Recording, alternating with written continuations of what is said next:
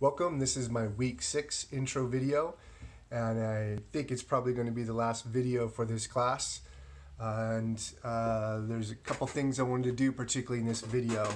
One of them had to do with the transition from the ancient church or early church to the contemporary church or modern church that we are in right now, which is akin to the transition that you looked at last week from the life and ministry of Jesus to the ministry of the church. And I think one of the issues that you all were addressing last week is how is the church a faithful carrier of the life and ministry of Jesus? And I think one of the things I addressed or touched upon was how the very spirit that empowered Jesus' ministry was poured out upon the church. That's what gave birth to the church. And that spirit animated the people and directed the people so that the ministry of Jesus could continue through the life of all those who believed, particularly as the gospel left its native soil in Israel, Judea, Jerusalem, and went out into the larger Greco-Roman world and faced new challenges there.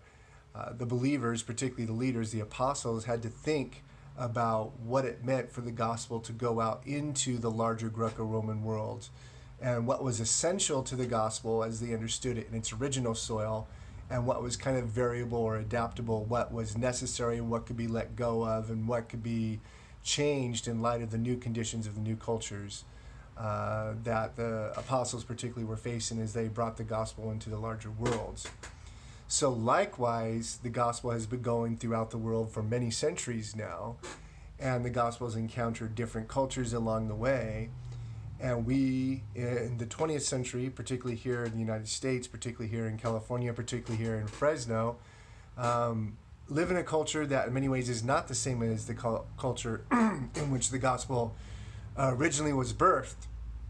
And so the question is, whether it's here in California and Fresno or whether it's anywhere else in the world, in this modern world that we live in, what does the gospel look like when it's responding to the issues and pressure points of the cultures that it encounters currently? How can the church be a faithful carrier of the gospel even as it is responsive to the cultures that they encounter? And I kind of look at this as a question of DNA.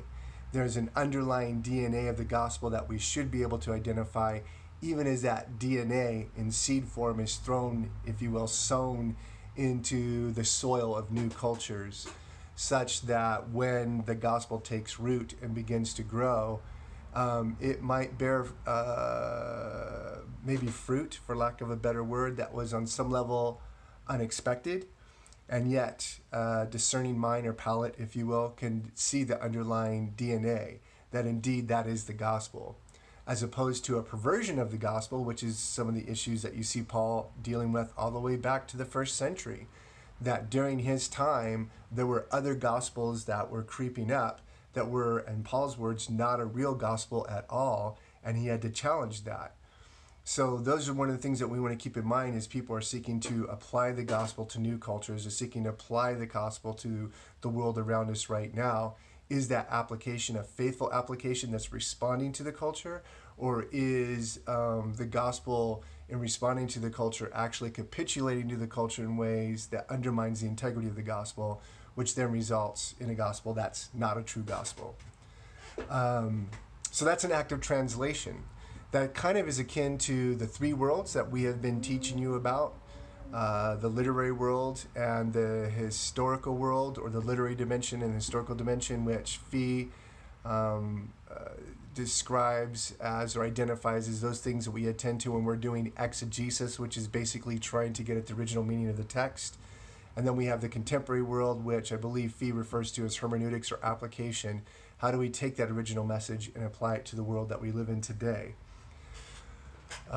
So, speaking of this act of translation, the signature assignment that we're asking you to look at is like that as well. What you're trying to do in the signature assignment, which, by the way, is due Wednesday next week. I believe that is let me look up this date real quick. I don't want to mislead you all. Wednesday next week is the 26th. So you have some time to think this through. I was talking about the word translation. And so how do you take the Jesus that you see in the Gospels Jesus who lived in the ancient world, what would that Jesus look like now in this modern world in those specific case studies that we let you selected from? How would that Jesus that you have encountered and come to know in the text as put in the context of the ancient world, how would that Jesus look here in California, in Fresno or Visalia or wherever you're located in the valley in those specific case studies?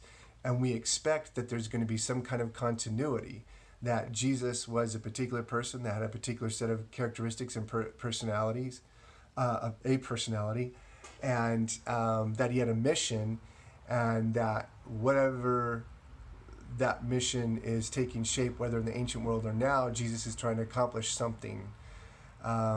He's trying to establish the kingdom. He's trying to bring restoration and redemption to all those who are broken and lost. What would it look like for Jesus, that Jesus, to respond into the specific contours and issues that your case study presents in the modern world? And so when you're writing this, you want to stay focused on putting Jesus into that modern situation and envisioning what it would look like for him to respond to that in a way that's consonant with the Jesus that you get in the scriptures. I think that's primarily what I want to say to you right now. We're at about 6 minutes. I didn't want to give you too long of a video because I know you got a lot to do to wrap up this class and start writing those papers particularly. If you have a question, as many of you have been doing, continue to reach out to me through Gmail. I'm generally pretty responsive to that. And I guess that's it for now. And you all have a good day and good writing. And I hope this class was good for you. Bye.